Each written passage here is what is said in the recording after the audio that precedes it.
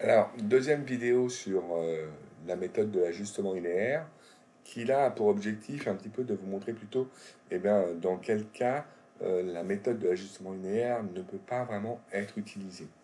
Donc, afin de faire quelque chose d'un peu plus réaliste, je suis parti sur trois périodes, 2018, 2019 et 2020. Et sur ces trois périodes, mois par mois, j'ai le montant des ventes qui a été réalisé. On peut dire que c'est des quantités vendues. Et l'objectif, encore une fois, ça va être, et je le mets ici, hein, l'objectif, ça va être de prévoir les ventes de 2021. Ça sera donc l'objectif. Alors, est-ce que cette fois la méthode de l'ajustement linéaire va être adaptée ou pas? Eh bien, c'est ce qu'on va voir tout de suite. Donc, pour l'instant, vous voyez que mon tableau est à double entrée. J'ai d'un côté les mois, de l'autre côté, en colonne, j'ai les années. Et ça va pas me permettre de réaliser un graphique progressif. Donc, je suis obligé ici, comme on l'avait vu tout à l'heure dans la première vidéo, de noter les mois par des éléments numériques. Donc, le mois de janvier de 2018, ça sera 1. Le mois de février de 2018, ça sera 2, etc. Pour que ça soit bien clair pour vous, je vais me mettre à côté, je vais me mettre ici. Et donc, je vais pouvoir faire tous mes mois. Comme j'ai 3 années et que j'ai 12 mois, je vais avoir un indice de 36. Voilà, je vais aller jusqu'à 36 ici. Ça va me permettre d'avoir tous mes mois. Pour que ça soit bien clair pour vous, je vais vous le noter comme ça. Tout ça, c'est les éléments de l'année en fait 2018. Hein, que vous comprenez bien, c'est les mois de 2018. Hein. Je vais vous le mettre comme ça que vous compreniez vraiment ce que je fais. Voilà, donc ça, c'est pour l'année 2018. Voilà. Là, les 12 mois d'après, eh bien, évidemment, c'est de janvier à décembre 2019. Et après, les 12 mois d'après, ça sera pour 2020. Voilà. Vous avez donc tous les éléments ici. Ok, donc l'objectif, c'était vraiment là de vous avoir indiqué les années. C'est juste que vous compreniez d'où proviennent les données. Hein. Uniquement d'où proviennent les données. Donc la première, bah, c'est là. Hein. Donc ça, c'est l'année 2018. Donc je la prends et je l'indique ici. Encore une fois, je refais mon tableau afin de pouvoir réaliser après mon coefficient de corrélation et mon graphique. Je continue. Deuxième année, hein, je recopie mes données en fait de l'année. Et pour 2020, je prends aussi donc les données de 2020. Voilà, quand même ça. J'ai le même tableau, sauf que je l'ai en avec une seule colonne pour les ventes et une seule colonne aussi pour les mois qui sont cette fois numérotés de 1 à 36 pour tenir compte des 3 années. Première chose qu'on avait fait tout à l'heure, détermination du coefficient de corrélation pour voir s'il y a un vrai lien entre les mois et les ventes. Donc je refais mon coefficient de corrélation, comme on avait pu le voir tout à l'heure. Je vais donc le chercher en allant dans Formule, insérer une fonction. Donc je cherchais dans Statistiques toujours. Hein, coefficient de corrélation, il est là. Je vous rappelle que mes deux matrices sont les suivantes. La première, c'est les mois, valorisés de 1 à 36 parce que je répète, je suis sur 3 ans. Et la deuxième, ce sont mes ventes qui sont ici. Et là, eh bien, j'ai un coefficient de corrélation qui est très très faible, puisque le coefficient de corrélation est à 0,26. Je vous rappelle qu'un bon coefficient de corrélation, c'est lorsqu'il est entre 0,8 et 1. Et là, il est vraiment très très faible, ce coefficient de corrélation. Donc, on va s'en rendre compte rapidement quand on va faire le graphique, mais la droite d'ajustement linéaire va sûrement pas être une bonne méthode pour faire les prévisions de vente de cette série de données. Alors, justement, je vais vous le prouver par l'intermédiaire du graphique. Donc ici, je reprends mes deux séries de données, mes mois et mes ventes. Je vais faire comme dans la première vidéo. C'est-à-dire qu'ici, je vais refaire un graphique en faisant donc ici insertion d'un graphique.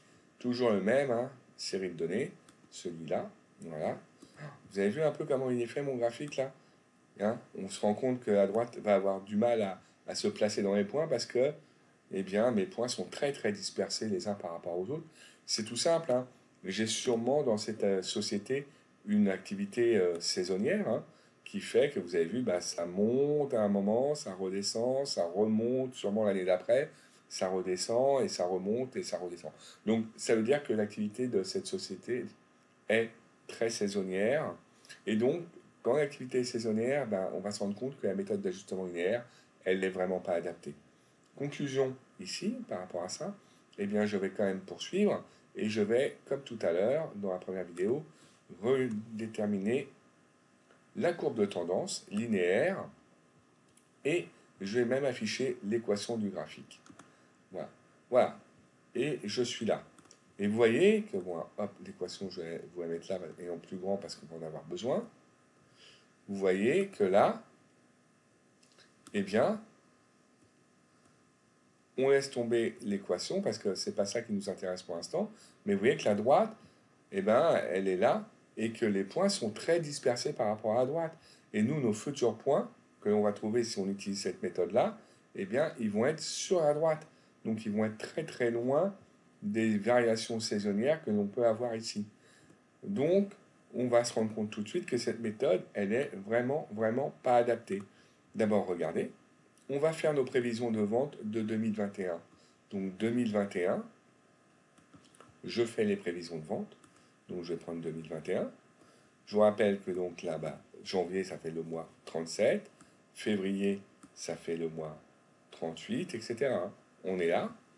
Je vais, pour la mettre à côté, pour que vous vous rendez bien compte, utiliser donc les éléments de la droite d'ajustement linéaire. Donc je vais prendre ça en faisant... hop, pourquoi je n'arrive pas je vais la sortir, voilà. Non, hop, y égale, voilà, comme ça. Et je vais la mettre à côté pour que vous vous rendiez compte comment je l'utilise en fait. Voilà, elle est là.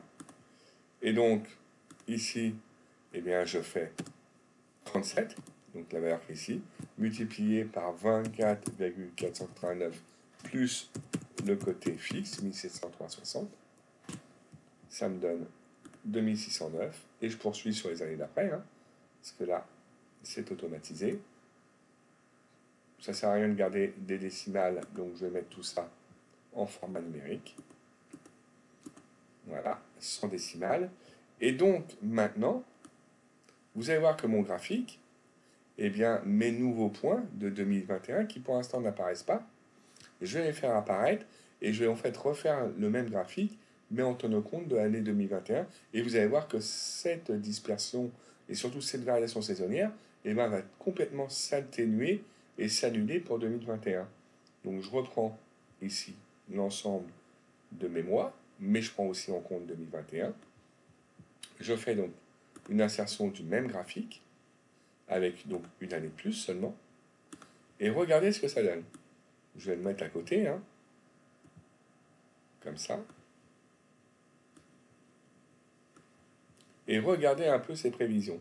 Ça ne veut plus rien dire du tout, puisque les prévisions de 2021, elles sont là.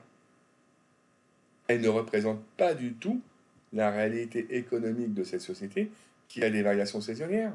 Donc en fait, en utilisant la méthode d'ajustement linéaire par rapport à cette activité qui a des variations saisonnières, la méthode n'est pas du tout adaptée. N'est pas du tout adaptée. Ce qui veut dire que dès que vous avez en fait un coefficient de corrélation qui n'est pas entre 0,8 et 1, cette méthode va vous donner des résultats qui ne représentent pas la réalité des données antérieures aux prévisions. C'est-à-dire que les données de 2018, 2019, 2020 montrent des variations saisonnières, et si on utilise cette méthode pour prévoir 2021, voilà les points de 2021, ils ne montrent pas du tout la variation saisonnière des années précédentes. Donc dans ces cas-là, la méthode n'est pas adaptée. Et on va se rendre compte que dès que l'activité d'une entreprise est saisonnière, la méthode de l'ajustement linéaire ne peut pas être adaptée. Même si elle va nous être utile à un moment donné, on le verra. Mais en tout cas, elle ne peut pas être utilisée uniquement toute seule lorsqu'il y a des variations saisonnières.